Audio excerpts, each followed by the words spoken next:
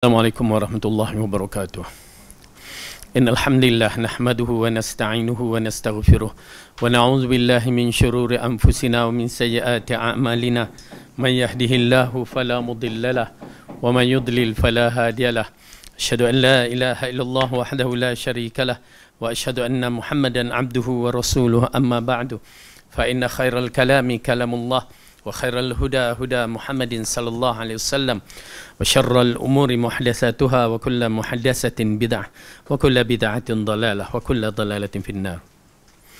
Alhamdulillah, kita rafa'kan syukur kita kepada Allah Subhanahu wa taala yang menghidupkan kita, yang mengumpulkan kita dalam majlis ilmu, yang telah memberikan kita kekuatan dan kesihatan untuk bersama-sama hadir dalam majlis ini.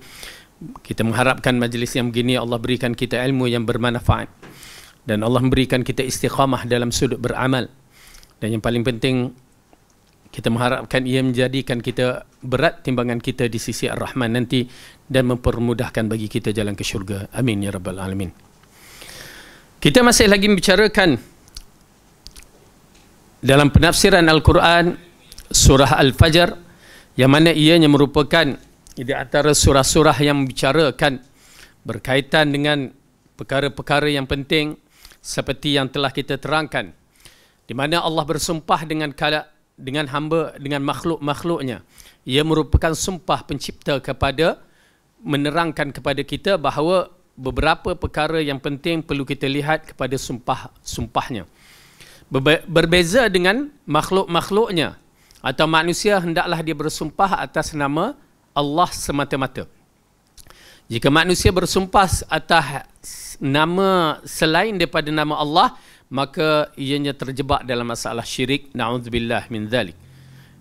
Baik. Jadi pada pelajaran lepas kita telah membicarakan sedikit sebanyak dalam bab surah Al-Fajr. Surah Al-Fajr, surah yang ke-89. Dan kita masuk ayat yang seterusnya yang berkaitan dengan kisah kaum-kaum yang terdahulu. Mula-mula kita baca dulu. A'udzu billahi minasy syaithanir rajim. Bismillahirrahmanirrahim. Wal fajr wa layalin 'ashr wasyaf'i wal watr wal laili idza yas hal fi dzalika qasamul lidhi hijr alam tara kayfa fa'ala rabbuka bi'ad إرم ذات العماد التي لم يخلق مثلها في البلاد وثمود الذين جابوا الصخر بالواد وفرعون ذي الأوتاد الذين طغوا في البلاد فأكثروا فيها الفساد فصب عليهم ربك صوت عذاب إن ربك لبالمرصاد. Demi fajar dan malam yang 10 dan yang genap dan yang ganjil dan malam bila berlalu, pada yang demikian itu terdapat sumpah yang dapat diterima oleh orang-orang yang berakal. Apakah kamu tidak memperhatikan bagaimana Tuhanmu berbuat terhadap kaum Ad, iaitu penduduk Iram yang mempunyai bangunan-bangunan yang tinggi? Belum pernah diciptakan seperti mereka itu di negeri-negeri yang lain. Dan kaum Samud yang memotong batu-batu besar di lembah, dan kaum Fir'aun yang mempunyai pasak-pasak, yang berbuat sewenang-wenangnya di dalam negeri, lalu mereka berbuat banyak kerosakan dalam negeri itu. Kerana itu Tuhanmu menimpakan kepada mereka cemeti azab. Sesungguhnya Tuhanmu benar-benar mengawasi. Baik. Dalam pelajaran yang lepas kita telah menerangkan di antara sumpah yang Allah bersumpah atas nama wal fajr, demi fajar, dan kita terangkan bahawa ianya berkaitan apabila Allah mengaitkan walayalin 'ashr, yakni 10 hari yang setengah ulama menetapkan Dan pendapat itu yang paling rajih, yang berkaitan dengan 10 hari awal bulan Zulhijjah. Merupakan di antara hari-hari yang terbaik, yang mana kita dah terangkan beberapa perkara, hadis-hadis yang menerangkan kedudukan 10 Zulhijjah itu, ya, di mana amalan-amalan yang terbaik berlaku pada hari tersebut. Melainkan orang yang pergi berjihad fi sabilillah sehingga dibunuh, ya, tidak mengembalikan kepadanya nyawa ataupun hartanya. Maksudnya dia pergi berjihad mati syahid, barulah sama nilainya. Jadi ini di antara kelebihan yang Allah berikan kepada umat Muhammad yang dhaif, yang tidak ada kekuatan, yang tidak ada kehebatan yang banyak. Okay? Jadi oleh kerana itu, bagi mereka-mereka yang berakal akan mengambil iktibar dalam bab ini dan mengambil kesempatan dalam siri amalan-amalan. Yang mana amalan yang terbaik boleh dilakukan pada hari tersebut, jangan dilepaskan. Oleh kerana itu, tuan-tuan dan perempuan, ada waktu-waktu yang istimewa yang kita kena ambil, kerana mungkin lepas ini kita tak mampu untuk mengambilnya. Ya, seperti dalam satu hari pada 1/3 akhir malam itu adalah waktu yang terbaik. Dalam seminggu hari Jumaat itu adalah waktu yang terbaik. Ya, begitu kedudukan-kedudukan yang Allah berikan kepada kita untuk membuat pilihan. Siapa yang ambil, alhamdulillah. Siapa yang tak ambil, berusaha untuk mengambilnya. Kerana kedudukan diri kita ini tak tahu bila kita akan dijemput oleh Allah Subhanahu Wa Taala. Baik, sekarang kita akan masuk dalam ayat yang berikutnya yang berkaitan dengan alam tara kaifa fa'ala rabbuka bi'ad. Apakah kamu tidak memperhatikan bagaimana Tuhanmu berbuat terhadap kaum Ad? Iramadzatil imad, iaitu penduduk Iram yang mempunyai bangunan-bangunan yang tinggi. Allati lam yukhlaq mithluha fil bilad, belum pernah diciptakan seperti mana mereka itu di negeri-negeri lain. Baik. Allah mengingatkan kepada kita tentang satu kelompok, satu kaum yang mana kita kena faham elok-elok. Yang mana bila Allah menceritakan di dalam Al-Quran setiap kaum, setiap umat, bahawa bukan cerita tu cerita sembang-sembang macam kita bersembang. Ya, cerita pak pandai, labu-labi, apa cerita lagi itu. Bukan. Tetapi bila Allah menurunkan Al-Quran hudan lil muttaqin, petunjuk bagi orang yang bertakwa, siapa yang bertakwa, dia akan faham apa yang Allah beri misalkan itu. Oleh kerana itu, kita bila menerima Al-Quran, di antara pertama sekali, ya, ini kaedah kita. Bila bertemu dengan Al-Quran, bertemu dengan hadis yang sahih, beriman dahulu tanpa banyak bicara. Iman itu dipaksakan dalam diri kita, menerimanya. Ya, menerimanya bulat-bulat tanpa membicarakan, tanpa mempertikaikan. Itu kedudukan Al-Quran, ya, itu kedudukan hadis yang sahih. Kalau tidak, kita akan memandang remeh perkara-perkara yang diterangkan oleh Allah dan Rasul. Beriman dahulu. Tanda kita beriman kepada Allah, tanda kita beriman kepada risalah Rasulullah, dan tanda kita beriman dengan kitab-kitabnya. Ya. Ini amat penting. Karena bila kita dah beriman, maka letakkan keagungan Allah itu, keagungan Rasul itu bukan sebarangan. Keagungan Allah sebagai Rabb yang mesti dah kita katakan berkali-kali, kena paksa diri kita beriman kepada Allah, merasakan keagungan, kekaguman, kehebatan, kebesaran dalam jiwa kita ni. Supaya kita memuji Allah bila kita berbicara berkaitan dengan Allah lain, jiwa kita ni, ya, ada ketakutan, ada rasa kelainan apabila kita berbicara menyebutkan kalimah Allah itu, kalimah Ar-Rahman itu, kalimah Tuhan Asmaul Husna, baru akan datang semua perkara-perkara yang lain. Kalau kalimah Allah kita sebut seperti mana yang kita katakan, sebut macam sebut air, sebut macam mana sudu, cawan, maka tak guna. Ya, tak guna Al-Quran itu datang, kita tak akan berkesan. Tak guna risalah Rasulullah, kita tak akan berkesan. Karena kita tidak meletakkan Allah dengan cara yang betul. Wama qadarullah haqqa qadri. Mereka tidak memuji Allah, meletakkan Allah itu pada tempat yang betul. Maka tuan-tuan dan perempuan yang dirahmati oleh Allah, ini adalah latihan untuk kita mujahadatun nafs, supaya bagaimana kita bila menyebut kalimah Allah, teringat Allah tu dah lain. Cuba paksakan diri kita. Kerana dalam Al-Quran sendiri, dalam surah Al-Anfal mengajar kita cara bila kita menyebutkan kalimah Allah itu lain. Dia tidak seperti kita menyebutkan kalimah-kalimah yang lain. Begitu juga dengan kalimah Rasulullah, bagaimana datang ke keagungan baginda, kecinta rindu kita untuk mengikut baginda, beriman dengan baginda. Begitu juga dengan kalimah Allah. Apabila Allah berfirman di dalam surah Al-Anfal, surah yang ke-8. Bismillah.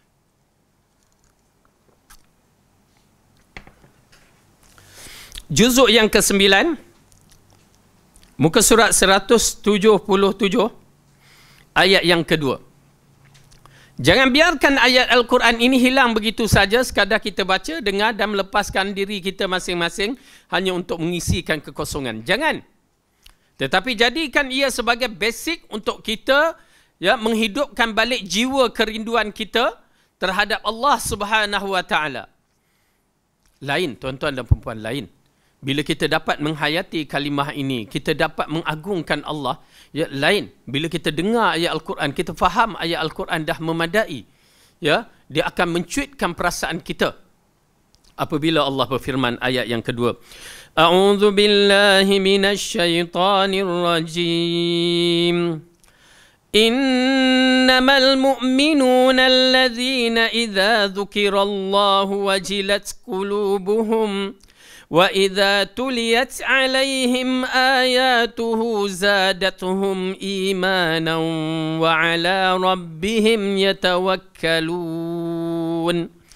Sesungguhnya orang yang beriman sempurna imannya itu adalah mereka yang apabila disebutkan nama Allah gementarlah hati mereka, dan apabila dibacakan kepada mereka ayat-ayatnya, bertambahlah iman mereka kerananya, dan kepada Tuhanlah mereka bertawakal.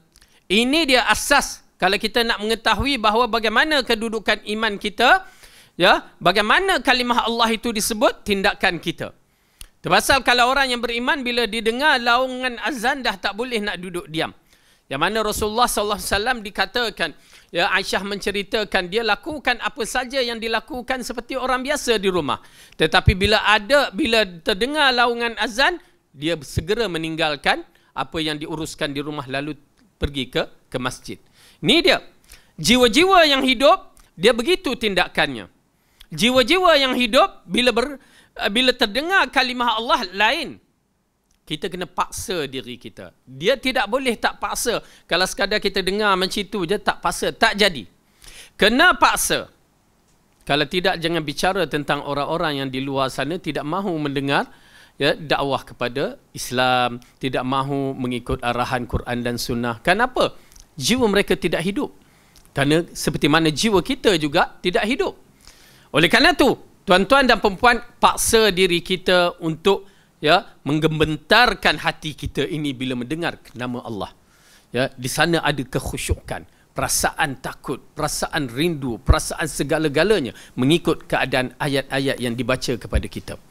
Baik, jadi ini di antara perkara yang penting untuk kita fahami tentang Al-Quran, ayat-ayat Allah yang bukan sebarangan, bukan sekadar bacaan sahaja, tetapi perlu difahami apakah maksud yang Allah nak sampaikan kepada kita. Apabila dimulakan ayat ini dengan apabila Allah menceritakan alam tara kaifa fa'ala rabbuka bi'ad, apakah kamu tidak menyaksikan apa yang Allah lakukan terhadap kaum Ad, yang mana nabi yang diutuskan adalah Nabi Hud. Kenapa Allah masukkan dalam ayat-ayat Al-Quran ini berkaitan dengan kelompok golongan-golongan yang terdahulu? Perkara-perkara ini merupakan perkara yang penting untuk memberikan peringatan kepada umat selepas itu. Jangan disebabkan kehancuran umat yang terdahulu kita lakukan sehingga Allah hancurkan kita. Maksudnya, ini yang dikatakan pengalaman orang yang dahulu itu amat penting. Kita belajar dari pengalaman orang dahulu tanpa kita yang kena. Ini di antara kaedah orang yang bijak. Dia tahu kedudukan orang yang dahulu yang penuh dengan perkara-perkara yang susah dihadapi, lalu dia menghasilkan satu baik ataupun buruk, lalu kita ambil daripada pengalaman tersebut supaya tidak terjebak Kalau keburukan dan kebaikan kita ikut. Itu di antaranya. Dan ini di antara kaum yang diceritakan ini adalah kaum selepas kaum Nabi Nuh. Yang mana kaum Nabi Nuh adalah satu kaum yang hebat. Kaum yang dahsyat. Diikuti oleh kaum yang berikutnya. Kaum Ad setelah beberapa generasi, yakni beberapa kurun berlaku, maka berlakulah perubahan. Kerana 1000 tahun selepas kewafatan Nabi Adam AS, umat masih lagi di atas tauhid. Ibn Abbas mengatakan umat masih lagi di atas tauhid. Kemudian Allah berikan 5 orang alim itu, lalu diwafatkan serentak. Yang menyebabkan orang alim ini asalnya menjadi sumber rujukan kepada kaum tersebut. Tetapi kita dah terangkan bagaimana penyelewengan itu berlaku. Ya, inilah yang perlu kita ambil tahu. Ya, di antara perkara yang penting. Kesesatan orang-orang alim, kedudukan orang-orang alim ni lain. Guru agama ni lain daripada guru-guru biologi ke fizik ke maths ke English ke lain. Guru-guru agama ini ya lain kerana dia memikul risalah wahyu yang mana orang mempercayainya. Oleh kerana itu pengkhianatan dalam agama ini lebih berat, lebih berbahaya. Pengkhianatan guru-guru agama yang sesat ini lebih berbahaya, yang boleh membawa manusia kepada syirik. Ini dia peringatan. Ya, bukan sebarangan. Kesesatan yang dibawa oleh guru agama bukan sebarangan. Ataupun dinisbahkan kepada agama ini lain. Berbandingkan dengan kesesatan orang-orang yang biasa ni, orang tak kisah sangat. Tetapi kesesatan orang yang menggunakan atas nama agama ni lain. Itu pasal apabila orang-orang yang mengaku dirinya beragama ataupun mengaku dirinya alim, membawa risalah-risalah, ya, walaupun sesat tetapi dia ada pengikutnya. Dan pengikutnya kadang-kadang bukan sedikit. Kenapa? Dia menggunakan atas nama agama. Oleh kerana itu, kaum Nabi Nuh, mereka bukan disesatkan oleh alim ulama, tetapi disebabkan mereka ini, orang alim ini dimatikan serentak. Jadi peristiwa itu merupakan peristiwa yang menyedihkan bagi kaum tersebut. Cuma dia lakukan syaitan membisikkan supaya membuat patung, dan bermulalah generasi mereka itu asalnya bukan menyembah patung. Kita dah terangkan pada pelajaran yang lepas. Ya, asalnya bukan menyembah patung, tetapi generasi demi generasi demi generasi akhirnya mereka menyembah patung. Na'udzubillah. Tetapi golongan ini Allah telah hancurkan. Ingat ya, tuan-tuan dan puan-puan, bila saya membicarakan golongan Nabi ya, yang disebutkan dalam Al-Quran, yang mana setengah mereka itu diceritakan dalam Al-Quran, setengah lagi tidak diceritakan dalam Al-Quran. Bila ditanya berapa banyak Nabi, Rasulullah mengatakan Nabi ada 124,000. Berarti banyak. Ya. Nabi seperti al-ulama warisatul anbiya, itu kedudukannya. Rasul yang dikatakan 313 atau 316 kalau tak salah. Okey. Baik. Jadi bila diutuskan seorang rasul bukan sebarangan. Kalau kita menyaksikan kaum Nabi Yunus berapa ribu? 100,000 yang disebutkan dalam Al-Quran, lebih daripada 100,000. Itu baru seorang Nabi. Dan bila diceritakan dalam kaum Nabi Nuh pun, begitu kedudukannya. Dan ini pula diceritakan kaum Iram, kaum Nabi Hud. Yang mana mereka ini kedudukannya, ulama mengatakan kedudukan mereka berada di kawasan Rubuk Khali ataupun satu tempat yang berada di Yaman. Ya, kaum Ad yang dikenal dengan dalam surah Al-Ahqaf. Yang ini bukit pasir. Okey. Jadi kaum ini Allah jadikan mereka selepas kaum Nabi Nuh alaihi salam, yang mana umat itu telah hancur. Umat kaum Nabi Nuh itu telah hancur. Hancur. Hilang. Dan keturunan dia muncul. Dan keturunannya muncul, ini menunjukkan generasi demi generasi demi generasi. Yang muncul itu dan akhirnya membiak banyak dan mereka menjadi satu kaum. Yang mana dikatakan bahawa ketinggian dia masih lagi ketinggian Adam. Berapa ketinggian Adam? 2 kaki. Semua orang 2 kaki. Okey. 60 hasta. Okey, 60 hasta. Dulu tinggi Makoba tu lah. Ya, dulu. 60 hasta. Ketinggiannya masih lagi dengan ketinggian itu. Dan kekuatannya sudah tentu kekuatan mereka tu hebat. Tidak dinafikan. Oleh kerana tu, dan ini satu benda yang menarik, tuan-tuan dan perempuan, kerana mereka terkenal, walaupun duduk di padang pasir, mereka membina bangunan-bangunan yang tinggi dan kuat. Itu pasal digelarkan Iramazatil Imad. Imad, tiang-tiang yang mempunyai tiang-tiang yang kukuh. Yang ini satu tamadun yang dahsyat. Oleh kerana, kalau kita menyaksikan dalam misalnya majalah Geografi, National Geographic misalnya kan, ataupun kita baca-baca, ada satu tempat tu menarik, unik, peninggalan orang-orang yang terdahulu. Seharusnya kita faham elok-elok.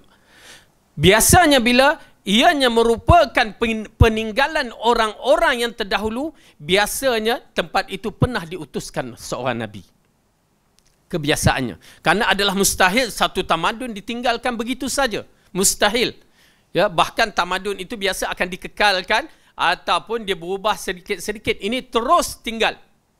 Dia terus tinggal. Menunjukkan tempat itu diturunkan bala, dihancurkan. Maka orang tak nak duduk dah. Tempat-tempat yang diturunkan bala begitu. Dan Iramazatil Imad, satu tempat yang mana Allah berikan mereka kemahiran. Datang dari mana kemahiran? Satu pertanyaan. Ya, orang-orang dulu datanglah kita belajar sejarah kaum primitif yang mereka meletakkan Nabi Adam AS dan Hawa itu seperti kaum primitif. Ya, seperti orang dalam mana? Dalam gua batu. Zaman gangsanya, zaman apa lagi, yang mana masih hidup dalam keadaan yang tak reti apa-apa. Itu jahat di antara masalah sejarah-sejarah kita yang cuba nak memburukkan tok nenek kita. Tok nenek kita, Nabi Adam AS, tahu tak waktu dia duduk di dalam syurga, apa yang disaksikan? Apa yang tak ada dalam syurga? Subhanallah. Itu yang tidak dikhabarkan kepada kita. Yang menyebabkan kita pun fikir, ya, jadi Adam pun pakai macam mana, ya. Kita mula berfikir dengan cara yang primitif kita ni. Senang cerita.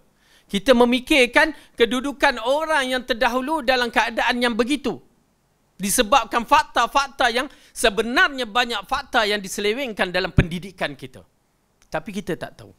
Adam AS, Nabi Adam AS, orang yang tercerdik di alam ini. Adam AS. Wa'allama Adam al-asma'a kullaha. Allah katakan dalam surah Al-Baqarah, siapa yang ajar? Allah yang ajar. Wa'allama Adam al-asma'a kullaha thumma 'aradahum 'alal malaika. Diajarkan Adam semua maklumat lalu diketengahkan kepada para malaikat. Malaikat tak boleh jawab. Nampak tak? Ilmu. Bukan sebarangan Nabi Adam waktu turun di muka bumi. Dengan kecantikannya, kehebatannya dan keilmuannya. Yang mengajarnya adalah Allah. Datang kita punya pendidikan, anggapkan benda-benda orang terdahulu jahil. Betul tak? Nabi Nuh AS waktu membina kapal tu, apa teknologi dia? Yang mereka cari dapat maklumat, ada benda-benda yang mana zaman moden ni dikatakan seperti bateri. Kebijaksanaan yang dimiliki. Apa kelebihan? Cuma Adam waktu dia turun ke muka bumi, dia tak ada teknologi itu je. Tetapi dalam minda dia penuh dengan maklumat-maklumat nun di syurga. Apa maklumat di syurga? Istana-istana yang besar. Kalau kita menyaksikan bagaimana kaum Hud ini, kaum Nabi Hud ini, ya, kaum Ad membina istana mahligai-mahligai yang besar di padang pasir. Subhanallah. Datang dari mana tu idea tu? Tak lain dan tak bukan dari bapa kita Adam. Kalau nak tengok betapa hebatnya pakaian Nabi Adam, cukup dah. Ya?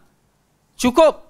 Pakaian yang dipakai Nabi Adam di dalam syurga kita tak boleh nak fikirkan. Kerana apa? Allah menceritakan waktu dia menanggalkan pakaian Adam. Macam mana tanggal pakaian Adam? Ya? Kita tanggal pakaian macam mana? Cabutlah kan? nak cabut, alamak, susahnya, ketat pula butang aku ni kan. Okey, cuba buka surah Al-A'raf, kita saksikan Allah ceritakan bagaimana dia menanggalkan pakaian Adam. Subhanallah. Teknologi di syurga dahsyat. Itu baru syurga yang dikatakan oleh ulama syurga yang sebentar, yang mana Adam duduk. Belum lagi syurga yang kekal untuk selama-lamanya. Okey. Surah Al-A'raf ayat yang ke-22, muka surat 152, surah yang ke-7, juzuk yang ke-8. Muka surat 152. Bismillah. Ayat yang ke-22. Okey. A'udzu billahi minasy syaithanir rajim. Fadallahuma bighurur falamma dhaqa asy-syajarata badat lahumā sawātuhumā wa tafiqā yakhsifāni 'alayhimā min waraqil jannah wa nādāhumā rabbuhumā alam anhakuma an tilkuma asy-syajarati wa aqul lakuma inna asy-syaitana lakuma aduwwum mubin. Maka syaitan memujuk keduanya untuk memakan buah itu dengan tipu dayanya. Tatkala keduanya telah merasakan buah kayu itu, nampaklah bagi kedua aurat-auratnya, dan mulailah keduanya menutupi dengan daun-daun syurga. Kemudian Tuhan mereka menyeru mereka, bukankah aku telah melarangkan kamu berdua dari pohon kayu itu? Dan aku katakan kepadamu, sesungguhnya syaitan itu adalah musuh kamu yang nyata. Okey. Dalam ayat ini Allah mengatakan, tatkala kedua telah merasa buah kayu itu, maka nampaklah di sini menunjukkan Allah tanggalkan dengan secara macam mana, wallahu alam. Tapi itulah teknologi di sisi Allah yang mana kita memang tak mampu untuk memikirnya. Dia tak perlu nak tanggal macam itu, nak londekan, tak, secara automatik dah tanggal. Syurga itu baru syurga yang diperbahaskan oleh ulama, yang mana Nabi Adam duduk, dan bukan syurga yang bakal kita semua duduk insya-Allah kekal abadi. Teknologi dia dah begitu, ya, tak perlu ditanggal, secara automatik dia tertanggal. Bagaimana pakaian tu, ya, bagaimana cara tu, subhanallah. Oleh kerana itu ayat Al-Quran bila Allah mengatakan wa idza ra'aita thamma ra'aita na'iman wa mulkan kabira, bila kamu lihat dan kamu lihat lagi satu kerajaan yang cukup hebat dan besar, ya, yang dimiliki pada hari kemudian nanti. Subhanallah. Ini dia. Oleh kerana Allah menceritakan dalam Al-Quran bahawa kita beriman dengan risalah yang Allah ceritakan, bahawa Nabi Adam tidak sebodoh yang dikatakan oleh masyarakat kafir yang cuba nak menghinakan, sehingga dia menghinakan kita ini dari keturunan monyet. Na'udzubillah. Kufur. Kalimah kufur yang keluar daripada lidah orang kafir ini untuk memburukkan kedudukan kita.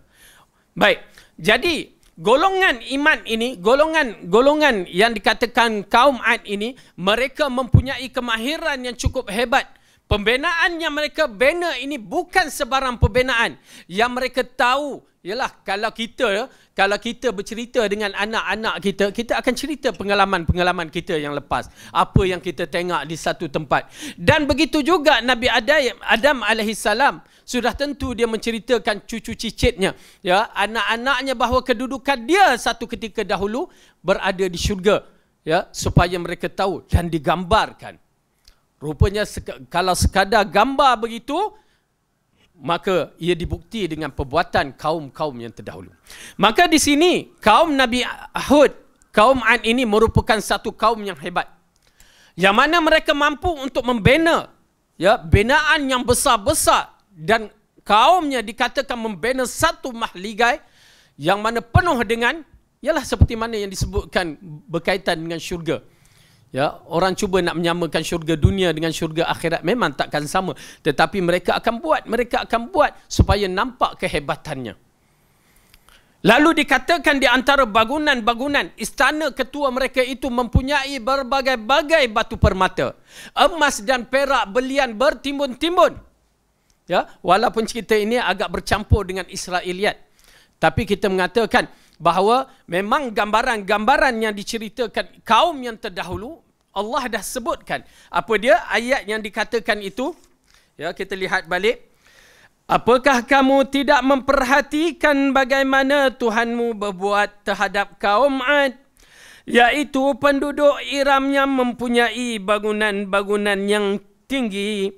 Belum pernah diciptakan seperti mereka itu di negeri-negeri yang lain. Tak pernah dibuat. Berarti teknologi mereka dalam keadaan kekurangan. Tak ada macam kita zaman sekarang ni, ya, berbagai-bagai alat teknologi untuk pembangunan. Itu pun tak mampu untuk menyaingi kehebatan mereka. Tetapi mereka dengan kelebihan yang ada kepada mereka dan ilmu yang ada kepada mereka yang Allah berikan, lalu mereka membina satu bangunan di padang pasir dengan sehebat-hebatnya. Tuan-tuan dan perempuan, Allah tidak pernah menghalang kita membina apa juga tamadun. Itu memang, ya, bahkan kita adalah khalifah di muka bumi. Pembinaan itu untuk kebaikan kita sebagai khalifah, untuk menguruskan, mentadbir alam ini, tak menjadi masalah. Kaum Ad bukan disebabkan pembinaan itu Allah mencela mereka, tak. Bahkan ianya merupakan perkara yang baik. Tetapi yang menjadi isu dalam bab ini ialah tentang pengabdian mereka kepada siapa. Itu je isunya. Walaqad ba'asna fi kulli ummatin rasulan an i'budullaha wajtanibut taghut. Sesungguhnya kami telah mengutuskan tiap-tiap umat seorang rasul paling kurang. Untuk apa? Untuk menyembah Allah dan menjauhkan taghut, syaitan. Okay? Maka itu je risalah yang pertama yang diutuskan oleh Allah dalam bab ini kepada rasulnya Hud. Disebabkan kaum ini dah merasakan dirinya hebat sampai terlupa penciptanya itu Allah. Itu je puncanya. Dikatakan kaum ini menyembah selain daripada Allah. Oleh kerana itu kedudukan syirik merupakan perkara yang paling berbahaya, perkara yang paling celaka bermulanya kaum Nabi Nuh AS sampai kiamat. Kaum-kaum yang terdahulu dihancurkan oleh Allah adalah disebabkan masalah syirik. Tak ada masalah lain. Awalnya kerana apa? Bila berlakunya syirik, maka segala dosa-dosa lain akan berlaku. Bila berlakunya syirik, kabair yang lain akan berlaku. Itu dia berbahaya, syirik. Kalau kita menyaksikan, ya, kaum Nabi Lut walaupun dengan masalah homoseksual dia, ya, ianya bermula dalam masalah syirik. Kaum Nabi Syuaib bab perniagaannya, dia bermula daripada masalah syirik. Oleh kerana itu masalah syirik adalah asas dalam ummah yang perlu diperbetulkan, yang perlu diselamatkan. Kita berhadapan dengan masalah ini. Apabila di kalangan manusia memperkenalkan syirik kepada masyarakat. Tuan-tuan dan perempuan, dengan teknologi moden ini, mudah disampaikan risalah-risalah syirik. Nampak tak? Mula-mula dia mengsyakkan kita terhadap hadis-hadis sahih. Dia meletakkan hadis-hadis ini ilmu zon sahaja. Jahat. Ya. Tak erti bab hadis, nak bicarakan bab hadis. Kemudian dia datangkan, bila dah orang jadi longgar bab hadis, ya, di situ datang keraguan-keraguan yang lain, dia bawa perkara-perkara yang mana kita lihat hubungan antara dia dengan perkara-perkara tersebut ada unsur-unsur syirik. Maka adalah kewajipan bagi umat, setiap masyarakat, setiap umat, mesti ada orang yang menegurnya. Kalau tidak, bala akan berterusan.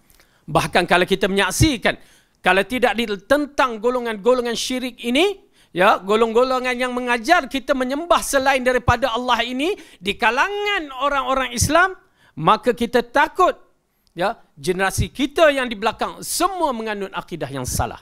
Na'udzubillah. Alhamdulillah Allah bagi petunjuk kepada kita. Dulu kita tak faham Quran dan As-Sunnah As-Sahihah. Tapi Alhamdulillah sekarang kita faham. Tetapi bagaimana umat-umat yang ataupun orang-orang yang di belakang kita yang masih lagi tak faham? Ianya merupakan satu penyakit yang mesti kita selesaikan. Dan pihak yang bertanggungjawab mesti selesaikan. Kalau tidak, ya, kefahaman ini akan berterusan, maka na'udzubillahi min dzalik, walaupun orang itu berseban, berjubah, berjanggut, apa lagi berniqab, tetapi dalam mindanya penuh dengan kesyirikan, tak ada guna itu semua. Ya, kerana kedudukan syirik. Kita takuti pula disebabkan kesyirikan itu Allah turunkan bala. Ialah syirik itu dah sendiri bala yang mana dia akan menghancurkan ummah dalam kehidupan dunia ini. Baik. Jadi kita melihat dalam ayat ini Allah menceritakan, ya, kaum Ad adalah satu kaum yang hebat yang Allah berikan mereka yang berada di Yaman dengan kehebatan mereka membina bangunan yang besar-besar. Dah saya katakan bahawa bila diutuskan seorang rasul, maka ia merupakan satu tamadun yang hebat pada ketika itu. Kalau kita menyaksikan, adakah Nabi Hud alaihi salam datang untuk menjadi raja kat kaum Ad tu? Ingat ya, para nabi tidak pernah diutuskan untuk menjadi raja. Para nabi diutuskan untuk menyampaikan risalah.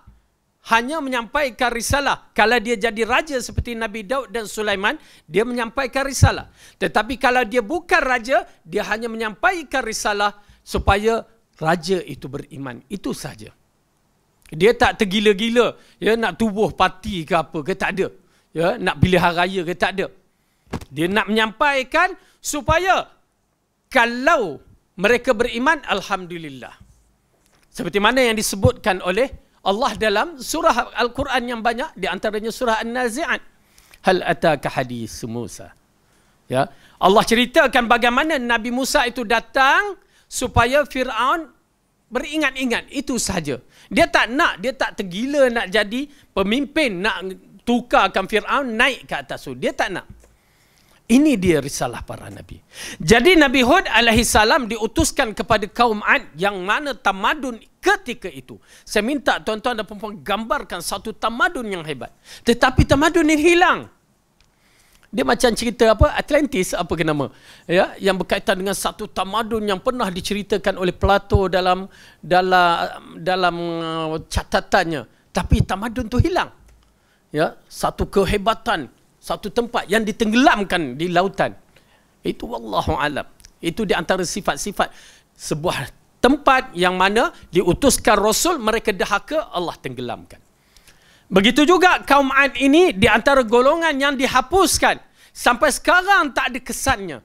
Secara tempat yang dikatakan itu memang tak ada kesan. Nanti kita akan sampai dalam bab itu, apa di kalangan para ulama menceritakan tempat itu.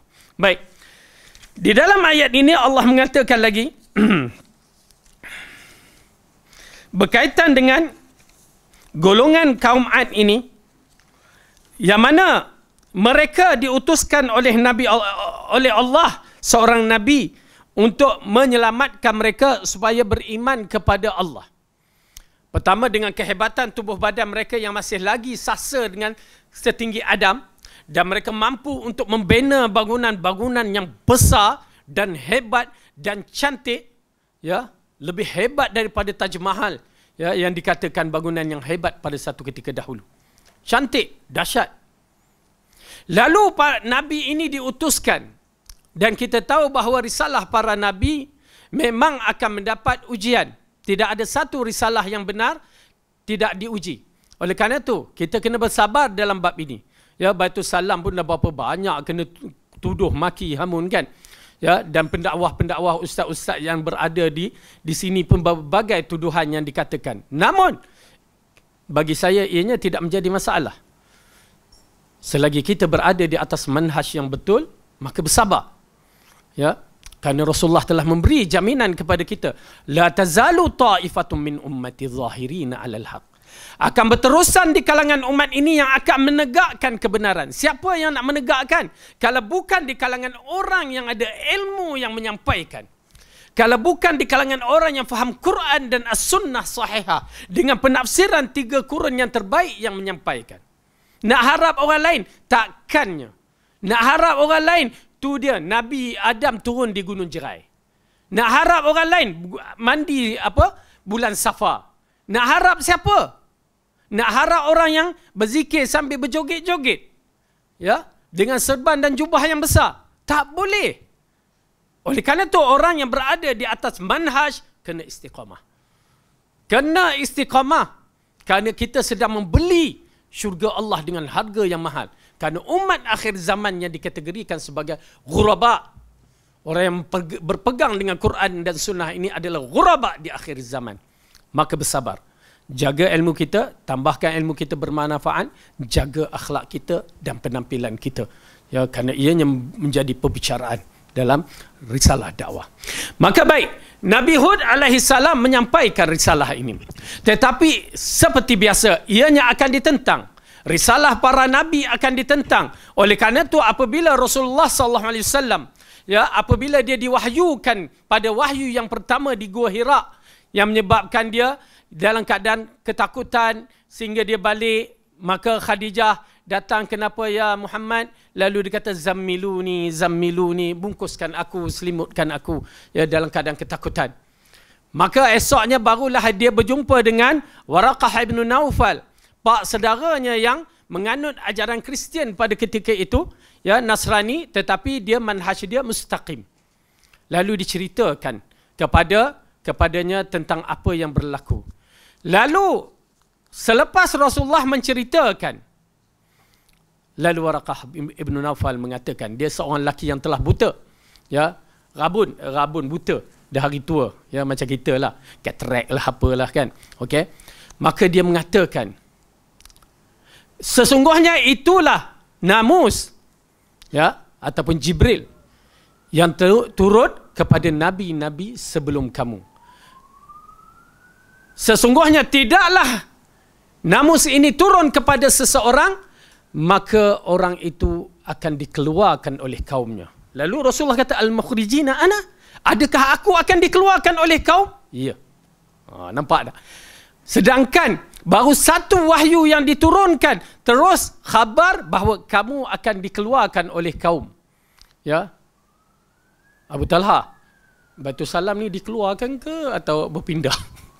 Oh, pindah. Nasib baik. Ya. Kalau dikeluarkan, Masya Allah, dah naik makam tu. Ya. Perjuangan. Okey? Maka ia merupakan satu, ya, fitrah ataupun satu perkara yang mesti berlaku kepada pejuang-pejuang agama yang betul. Ya, kalau salah lantaklah dikeluarkan, tetapi yang betul. Maka di sinilah, maka kaum Ad menentang Nabi Hud. Kenapa? Risalah yang dibawa ialah menyembah Allah yang Esa, dan mereka masih menganut, ya, sebahagian mereka ataupun golongan ini menganut akidah ataupun tauhid ada Tuhan selain daripada Allah. Inilah masalah yang dihadapinya. Masalah kaum-kaum terdahulu, masalah inilah yang dihadapi mereka, beriman kepada selain daripada Allah dengan menganggap kedudukan makhluk-makhluk ini sama dengan Allah, yang boleh memberi, yang mendatangkan manfaat yang berbagai-bagai. Oleh kerana itu masalah syirik bagi mereka yang berpegang dengan Al-Quran dan As-Sunnah mesti clear. Jangan sampai tak clear. Ya, masih lagi ikut rentak-rentak orang-orang yang beramal dengan amalan khurafat. Walaupun sampai tahap rama-rama masuk ke rumah, apa tu? Ya, orang nak datang. Itu pun ada unsur syirik. Ya, begitu sekali, walaupun tergaru-garu, gatal tangan, tergedit-gedit mata, ya, jangan adakan unsur syirik. Main-main tu. Dan apatah lagi, saya banyak menekankan dalam satu masalah, masyarakat ini terjebak dalam masalah syirik yang besar. Apa dia? Percaya kepada hantu. Uish, itu bukan anak orang sunnah aja, ya, anak orang punah lagi banyak. Ya, na'udzubillah. Kepercayaan hantu itu adalah syirik besar. Nak komen Ustaz, lantaklah, saya tak kisah. Ya, kenapa benda itu diajarkan kepada anak-anak kita? Sampai anak kita, bukan anak kita, mak bapak pun nak pergi kubur tengah malam takut. Betul tak? Pasal apa? Minda dia dah terbayang. Cerita Piramli di tangan macam tu dekat kubur keluar. Asap keluar. Ya, syirik. Dalam sejarah ummah, ya, sejarah hidup kita, tak pernah kita dengar, ya, seorang tu mati dicekik hantu. Ada tak? Tak ada. Tapi percaya tu ada di kalangan manusia. Itulah kesan cerita-cerita hantu dalam TV ke dalam apa tu, na'udzubillah, syirik. Haramkan bagi anak-anak kita ataupun diri kita untuk melihat benda-benda yang begitu. Na'udzubillah. Saya teringat waktu saya duduk di Pakistan dulu, ya, bawa anak tu, ya, lahir di sana. Memang sana tak ada cerita hantu tu. Wallahualam, saya duduk sana tak pernah lah pula orang duduk cerita hantu. Yang ada cerita orang tembak. Dum, itu ada. Yang tengah-tengah makan tu tiba-tiba dia tembak kawan dia. Ya, semua nyorok bawah meja. Itu ada. Tengah-tengah jalan takut kena rompak, kena itu je. Nak kata cerita hantu tak ada. Jadi anak kita tu bersih, kita programkan kat sana. Ada yang lahir di sana pun. Ya, sampai balik di Malaysia yang kecil tu lahir di sana, Umaymah nama tu, ya. Waktu tu dalam 2 tahun. Balik terlari 2-3 tahun macam tu. Tak erti nak bercakap lagi. Kenapa tu? Atu. La ilaha illallah, saya kata. Siapa ajar ni? Kerana kita tak pernah nak ajar benda-benda yang tahyul begini pada anak-anak kita. Bahkan kita menentang. Tiba-tiba ada pula balik kampung ajar dia hantu pula, kan? Jangan. Ya, tuan-tuan dan puan-puan, jangan ajarkan anak kita bab itu. Ajar anak kita pahlawan, jiwa berani. Ya, kena ajar. Jangan sampai anak kita ni pengecut, ya, takut pada yang bukan berhaknya, iaitu takut hantu tu syirik. Tak tahulah tuan-tuan dan perempuan bagaimana kedudukannya. Wallahualam, bagi saya tidak akan percaya. Kalau jin, saya percaya. Okey, syaitan, saya percaya. Tapi hantu tidak sama sekali.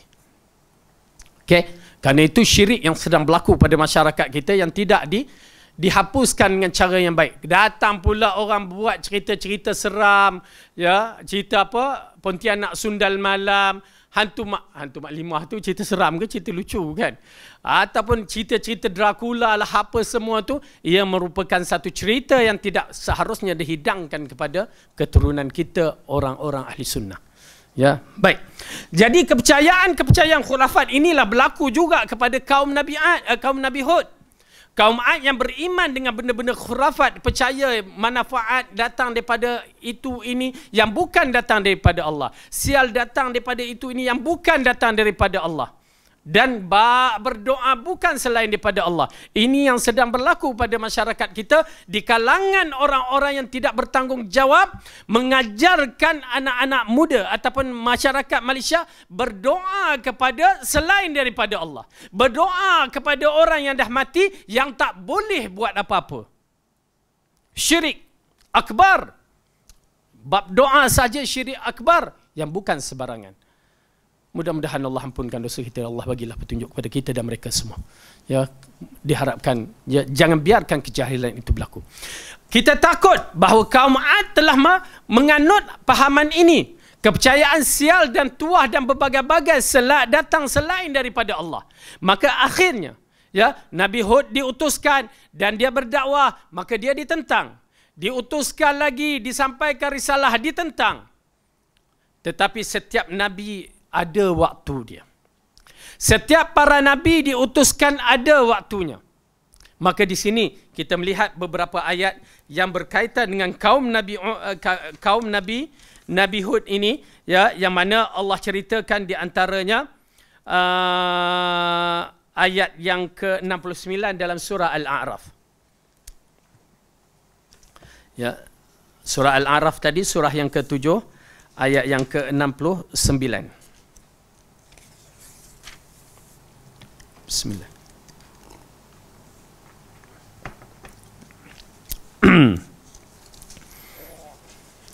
Kita ambil 68 muka surat 159 juzuk ke-7 8 surah ke-7 ayat yang ke-68.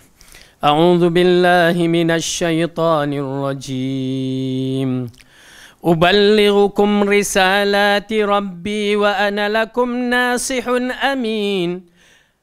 أَوَعَجِبْتُمْ أَنْ جَاءَكُمْ ذِكْرٌ مِّنْ رَبِّكُمْ عَلَى رَجُلٍ مِّنْكُمْ لِيُنْذِرَكُمْ واذكروا إذ جعلكم خلفاء من بعد قوم نوح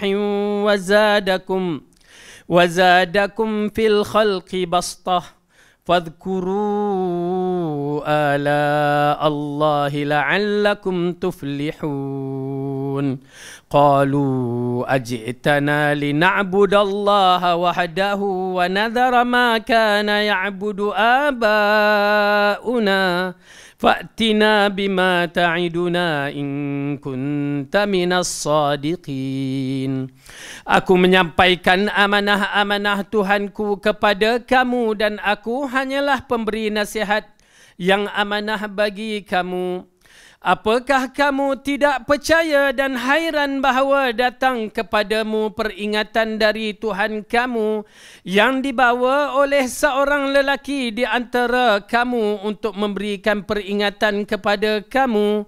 Dan ingatlah oleh kamu sekalian di waktu Allah menjadikan kamu sebagai pengganti-pengganti sesudah lenyapnya kaum Nuh, dan Tuhan telah melebihkan kekuatan kepada tubuh dan perawakan kamu daripada kaum Nabi Nuh itu, maka ingatlah nikmat-nikmat Allah supaya kamu mendapat keberuntungan. Ini di antara peringatan Nabi Hud kepada kaumnya, bahawa ini dia, aku hanya menyampaikan risalah dan aku ingatkan bahawa kamu, berarti mereka tahu tentang kisah kaum Nabi Nuh. Mereka tahu, macam kita tahu kisah kejatuhan kerajaan Melayu Melaka. Kita tahu, mereka pun tahu. Ya, memang kalau ikutkan cerita-cerita begini, ia diwarisi, ya, untuk disampaikan anak-anak kepada anak-anak sebagai peringatan. Kemudian Allah katakan lagi, mereka berkata, apakah kamu datang kepada kami agar kami hanya menyembah Allah sahaja? Nampak tak? Itu sahaja. Dan meninggalkan apa yang biasa disembah oleh nenek moyang kami. Maka datangkanlah azab yang kamu ancamkan kepada kami jika kamu termasuk orang-orang yang benar. Jadi dalam ayat ini mengisyaratkan bahawa mereka mencabar Nabi Hud. Pertama mereka kata, kamu nak suruh kami sembah Tuhan yang satu? La ilaha illallah.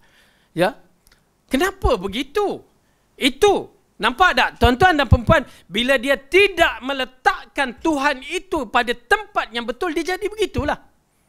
Itu yang didatangkan oleh masyarakat di antara golongan Sufism ini ke Malaysia ini, membawa pemikiran supaya ada Tuhan selain daripada Allah. Ada orang yang mampu membantu mereka selain daripada Allah.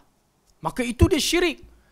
Datang kepada kubur-kubur. Na'udzubillah. Kita tak boleh nak fikir. Ya? Bagaimana mereka boleh meminta doa kepada orang yang kubur, yang mereka sendiri menganggap orang itu adalah wali. Walaupun dia siapa sekalipun, dia tidak akan mampu untuk membantu. Baik. Jadi, kemudian Allah menceritakan pula dalam ayat surah Fussilat. Dalam surah Fussilat,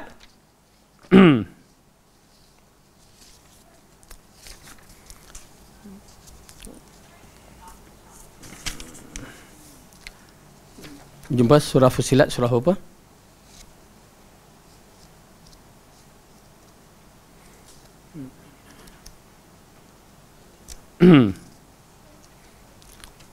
Ada, siapa jumpa? Kertas tu hilang pula. Surah yang ke-41.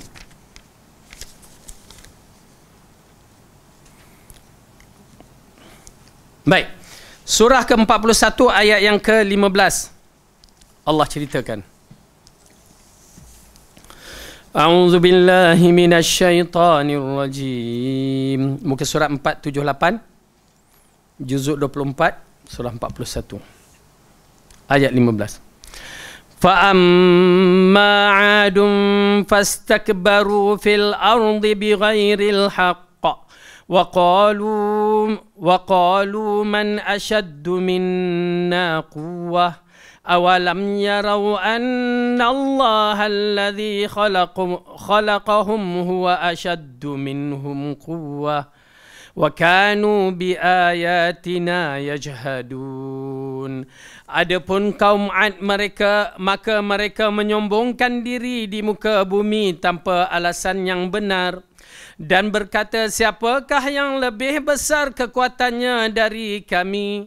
Dan apakah mereka itu tidak memperhatikan bahawa Allah yang menciptakan mereka itu adalah lebih besar kekuatannya dari mereka, dan adalah mereka mengingkari tanda kekuasaan kami.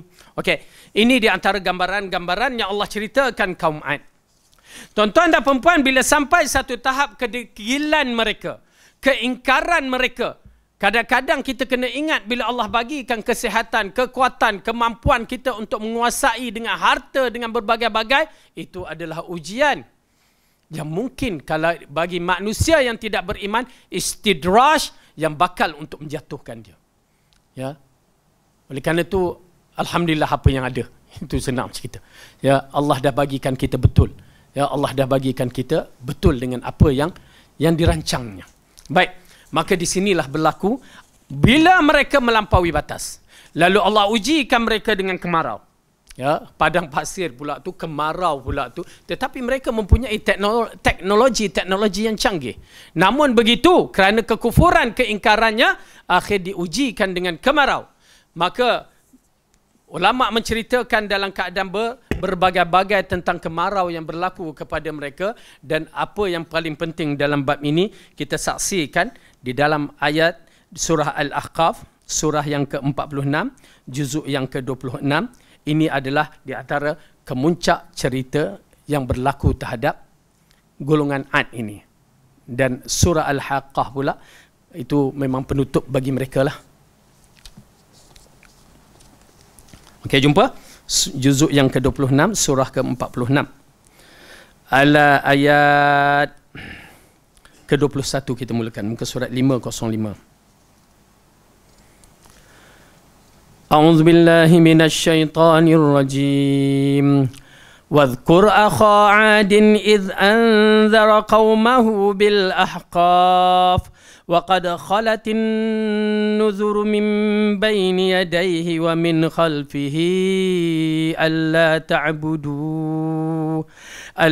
ta'budu illa Allah inni akhafu alaykum 'adhaba yawmin 'azim.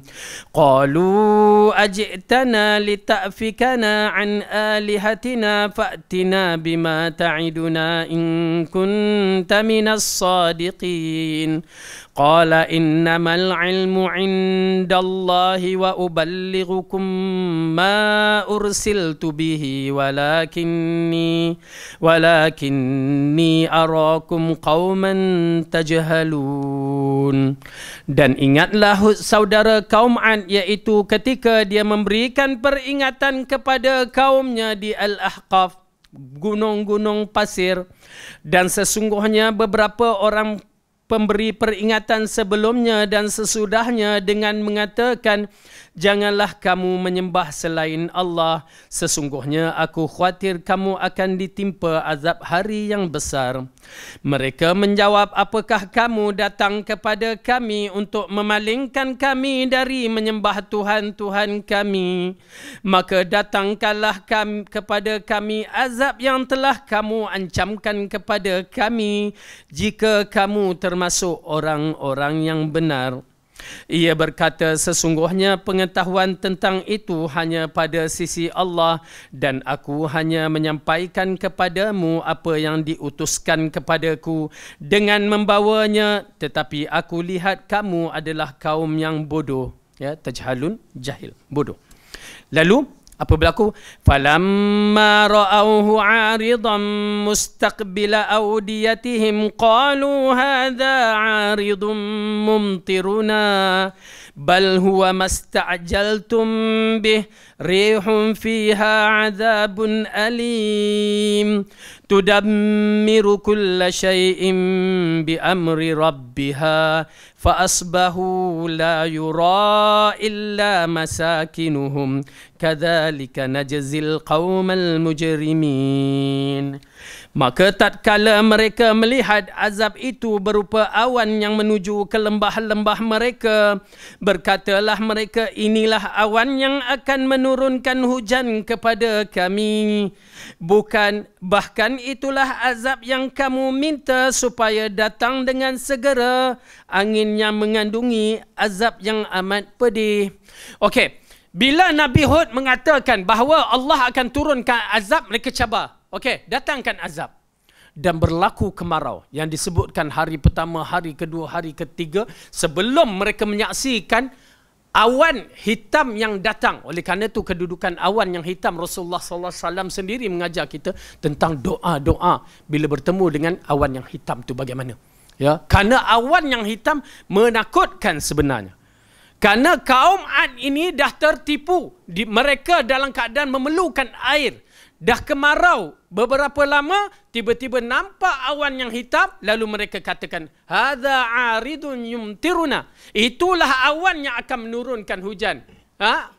Nabi Hud, ya, Hud, itu dia awan yang nak turunkan hujan. Apa kamu kata? Azab Allah mana? Ya, rupanya itulah azab. Dan menggeronkan. Tuan-tuan dan perempuan, awan, kalau kita kadang-kadang tengok klip gambar yang orang hantar, ada awan tu yang turun macam kat bumi ni kan, macam ombak lah. Kita tengok, menggerunkan sebenarnya.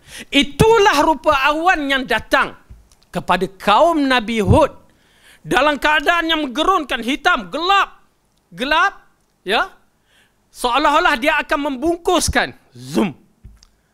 Apa terjadi? Maka di situ Allah katakan ayat ini, tudammiru kulla syai'in bi amri rabbiha fa asbahu la yura illa masakinuhum kadzalika najzil qaumal mujrimin.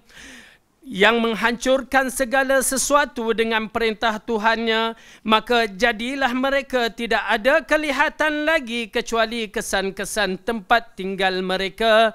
Demikianlah kami memberi balasan kepada kaum yang berdosa. Bagaimana? Tak jelas lagi ni. Okey, cuba buka surah Al-Haqqah. Bagaimana kehancuran yang Allah cerita ni? Okey. Surah Al-Haqqah,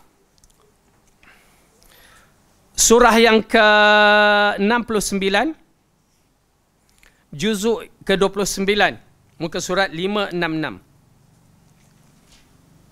Ayat yang kedua, kita mulakan. Okay, ini bentuk, ya tuan-tuan dan perempuan, nak gambarkan wallahu alam lah macam mana. Tetapi saya dapatkan, kita beriman, saya dapat rasakan bagaimana kehebatan Allah hancurkan kaum ini. Ya, ingat satu kalimah, inna batsya rabbika lasyadid. Sesungguhnya keamukan Allah. Kalau Allah mengamuk, begitulah keadaannya. Bagaimana? Ya, dahsyat. Wa amma 'adun fa uhliku birihin sarsarin 'atiyah sakharaha 'alaihim sab'a layalin wa thamaniyata ayyamin husuma fataral qauma fiha sar'a ka'annahum a'jazu nakhlin khawiyah fahal tara lahum min baqiyah.